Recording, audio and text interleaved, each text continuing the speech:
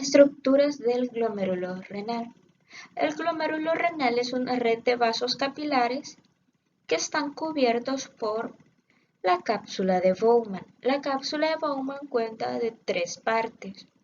Una capa visceral que está adherida a los vasos capilares, el espacio de Bowman, que es donde cae el plasma que ha sido filtrado y que posteriormente se desplazará hacia el tubo proximal, y una capa parietal que está formada por células de tipo plano simple. Aquí es importante mencionar la membrana de filtración glomerular, que está compuesta por el endotelio de los capilares glomerulares, por la capa visceral de la cápsula de Bowman y por la membrana basal.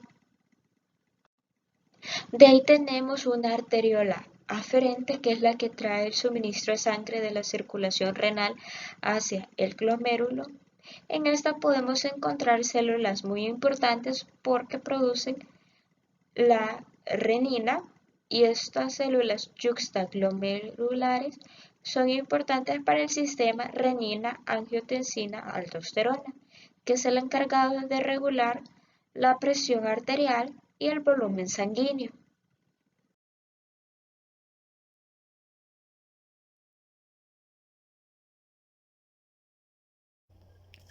La ultrafiltración es el proceso mediante el cual las moléculas de un disolvente son obligadas a pasar a través de una membrana semipermeable en contra de un gradiente osmótico, por efecto de una presión aplicada sobre esta misma. La ultrafiltración es un proceso fisiológico muy importante y que juega un papel aún mucho más importante en la formación de la orina y en la salida de fluidos capilares. El ultrafiltrado va a estar formado por aguas, sales, iones, glucosas, aminoácidos, proteínas pequeñas y compuestos nitrogenados residuales tales como la urea. La filtración a través de las membranas especiales de un tamaño del poro del orden de 4 a 0.2 micras, que permiten la esterilización de los líquidos y la separación de las macromoléculas de las moléculas más pequeñas.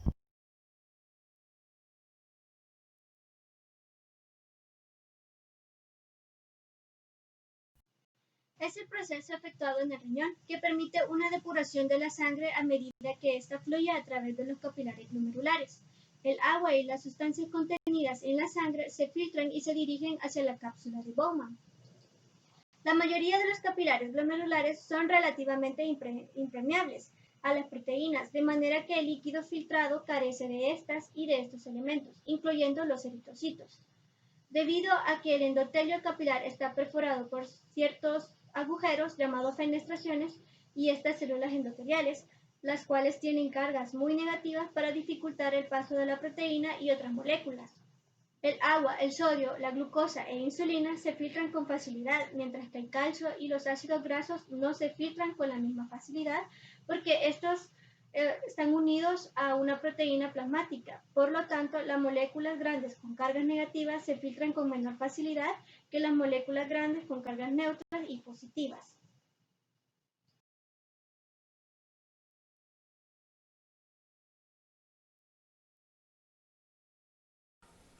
Depuración renal. La función renal se basa en la limpieza del plasma mediante los mecanismos de filtración, secreción y reabsorción. Cada una de las diferentes sustancias que viajan con el plasma son tratadas por las nefronas con objeto de mantener su concentración plasmática adecuada. Este proceso se denomina sustancia contenidas en el plasma a su paso por el riñón se denomina depuración o aclaramiento renal. Se entiende por depuración o aclaramiento plasmático renal al volumen de plasma que en la unidad de tiempo es necesario que separa totalmente de él una sustancia determinada.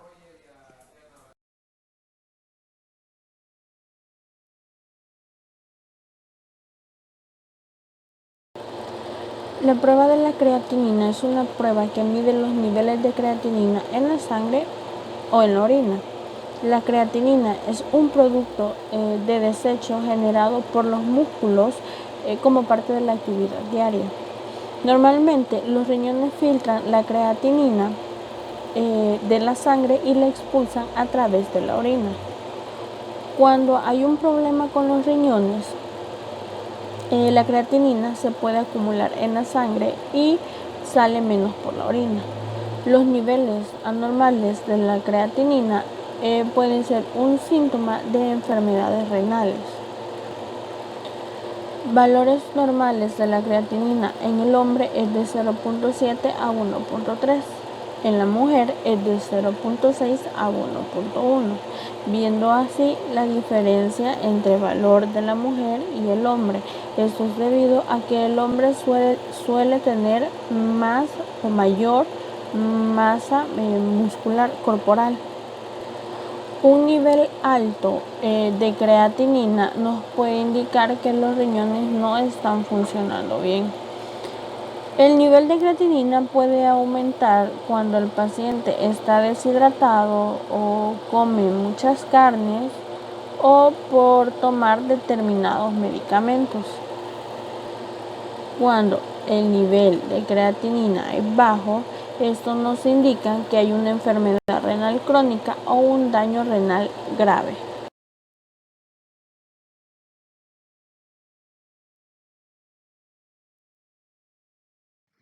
Reabsorción tubular es el proceso por el cual la mayor parte del agua, así como muchas de las sustancias disueltas de importancia para el organismo, son reincorporadas a la sangre. Entre esas sustancias de importancia disueltas tenemos el agua, la glucosa, los aminoácidos, las vitaminas, parte de la urea y los iones sodio. También mencionar que el 65% del líquido es reabsorbido en los túbulos contorneados proximales, mientras que el otro 35% restante es a nivel del asa de Henle y túbulos distales. También mencionar que el motor de reabsorción tubular de gran parte del filtrado, este es el continuo funcionamiento de las bombas sodio-potasio. La reabsorción es el segundo paso de la formación de orina y este tiene un lugar por los mecanismos de transportes activos y pasivos en cualquier lugar de los tubos renales. Entonces tenemos reabsorción activa y reabsorción pasiva. La reabsorción activa, esta se realiza por medio de transporte activo hasta alcanzar su nivel máximo, de manera que el exceso es eliminado por la orina. Y la reabsorción activa, estas son reincorporadas pasivamente al medio interno, que casi no se absorben y se eliminan concentradas por la orina. Ejemplo de ellas tenemos la urea, el ácido úrico, la creatinina, las drogas, entre otros. Secreción tubular es la transferencia de materiales con el objetivo de regular la tasa de sustancias en el torrente sanguíneo y de eliminar desechos del cuerpo. Las principales sustancias secretadas son hidrógeno, potasio, iones de amonio, creatinina y ciertos fármacos como la penicilina. Y así como existe la capacidad de reabsorber sustancias, el túbulo renal también es capaz de secretar otras, como dije anteriormente, como iones que se encuentran en exceso como la creatinina, el sodio o de ciertas sustancias químicas como la penicilina, pasando desde el torrente sanguíneo a la luz tubular. La secreción tubular esta libera al cuerpo ciertos materiales y controla el pH sanguíneo. Entonces, en conclusión, tenemos que la secreción tubular significa la salida de sustancias fuera de la sangre hacia el líquido tubular.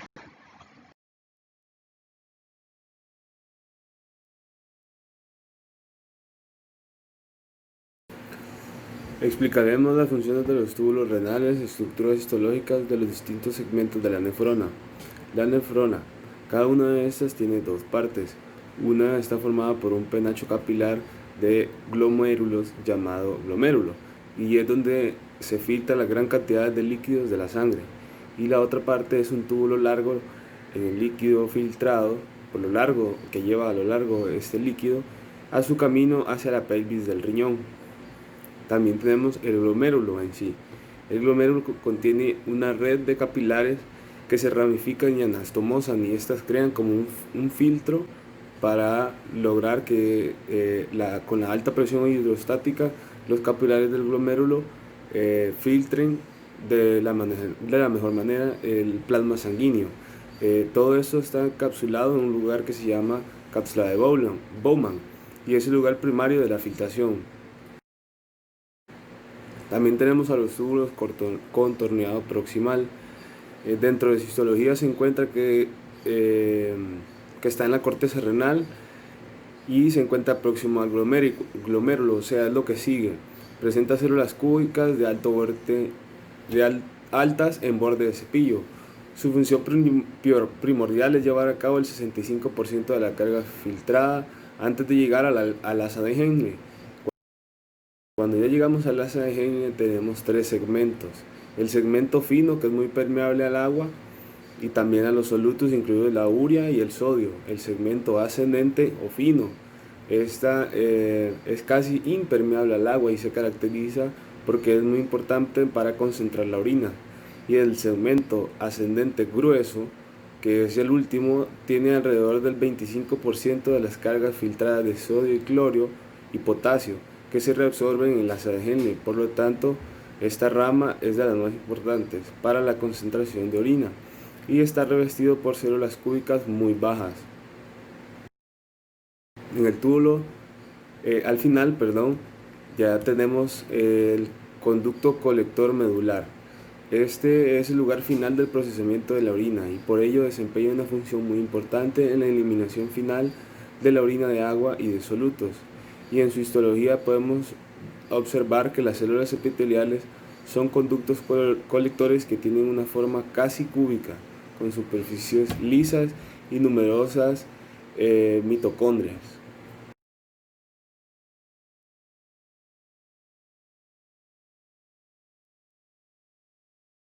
Excreción osmolar, significado y modo de obtenerla. Los riñones normales poseen una capacidad enorme para variar las proporciones relativas de solutos y de agua en la orina en respuesta a diversas situaciones. Cuando existe un exceso de agua en el organismo y la osmolaridad del agua está reducida, los riñones pueden excretar orina con una osmolaridad de tan solo 50 miliosmoles por litro. Por el contrario, cuando existe una deficiencia de agua en el organismo y la osmolaridad del líquido extracelular está elevada, los riñones pueden excretar orina con una concentración de entre 1.200 y 1.400 miliosmoles por litro.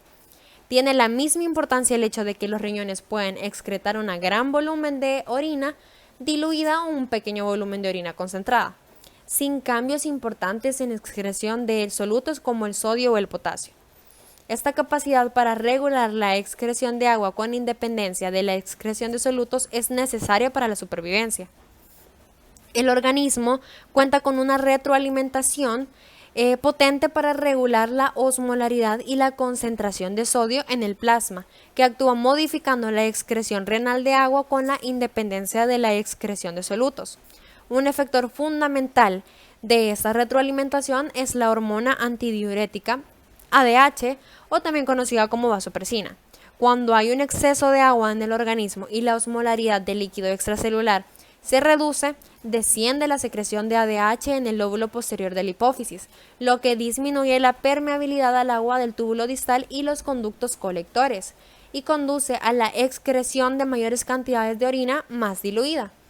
De este modo, la presencia o la falta de ADH determinan en gran parte que el riñón excrete una orina diluida o concentrada. Cuando existe un gran exceso de agua en el organismo, el riñón puede excretar hasta 20 litros al día de orina diluida, con una concentración de tan solo 50 miliosmoles por litro, como anteriormente mencioné. El riñón realiza esta impresionante tarea reabsorbiendo continuamente solutos mientras deja de reabsorber grandes cantidades de agua en las porciones distales de la nefrona. Para excretar el exceso de agua es necesario diluir el filtrado a medida que circula a lo largo del túbulo. Esta dilución se consigue reabsorbiendo más solutos que agua, como se muestra en la imagen.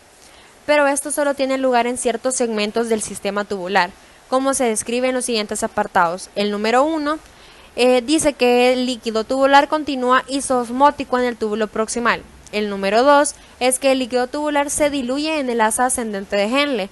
Y el número 3, el líquido se diluye aún más en los túbulos distales y colectores si no hay presencia de la hormona antidiurética ADH, o también conocida como vasopresina.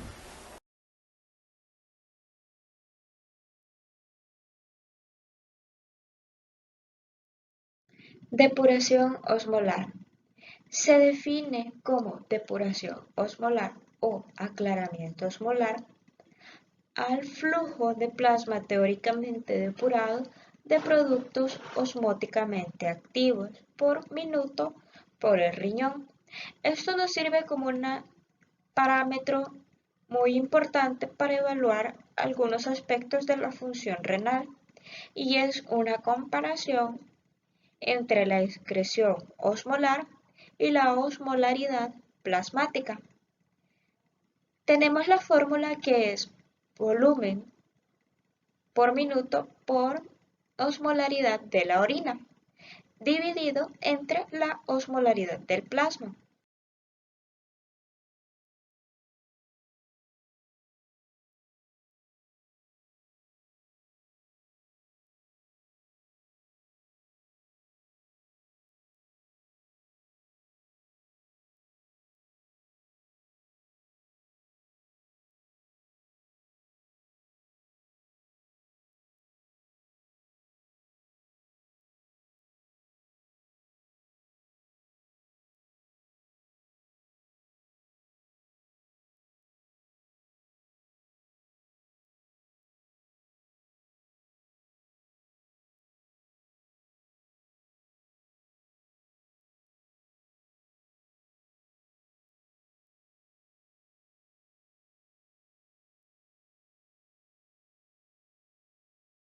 El mecanismo de contracorriente da un lugar a un intersticio medular renal hiperosmótico, que es de 1200 miliosmoles sobre litros y 300 miliosmoles sobre litros.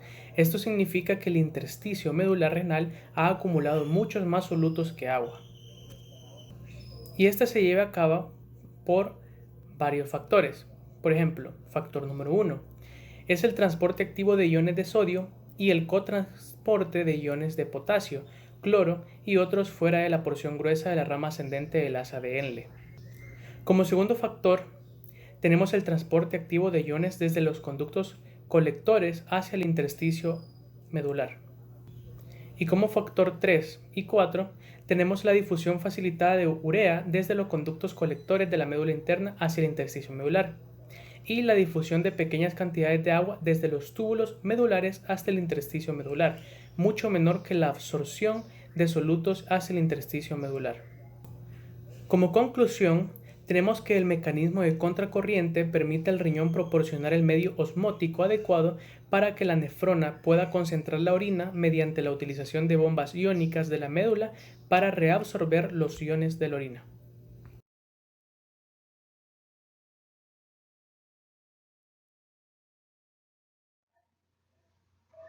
La hormona antidiurética o vasopresina provoca una acción antidiurética, quiere decir que disminuye la eliminación de agua mediante los riñones. En resumen, mediante la ausencia de los túbulos distales, los colectores y parte del asa de Henle resulta casi totalmente impermeables al agua, lo cual impide una reabsorción importante. Por lo tanto, origina una pérdida intensa de agua en la orina. La hormona vasopresina promueve una retención de agua desde los riñones. Así pues, altas concentraciones de vasopresina provocan una mayor retención renal de agua y se excreta la cantidad justa para eliminar los desechos. Es por eso, mediante una deshidratación, los niveles de vasopresina están altos, para así evitar la pérdida de agua.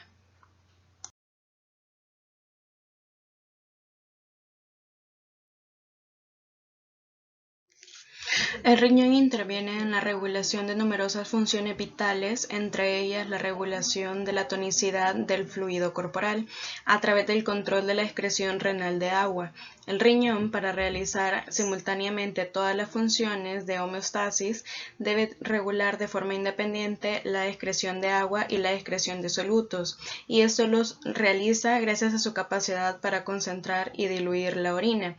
La regulación sobre la concentración de solutos y líquidos corporales es gracias al mecanismo de contracorriente, que sirve para la formación de orina concentrada en presencia de la hormona antidiurética.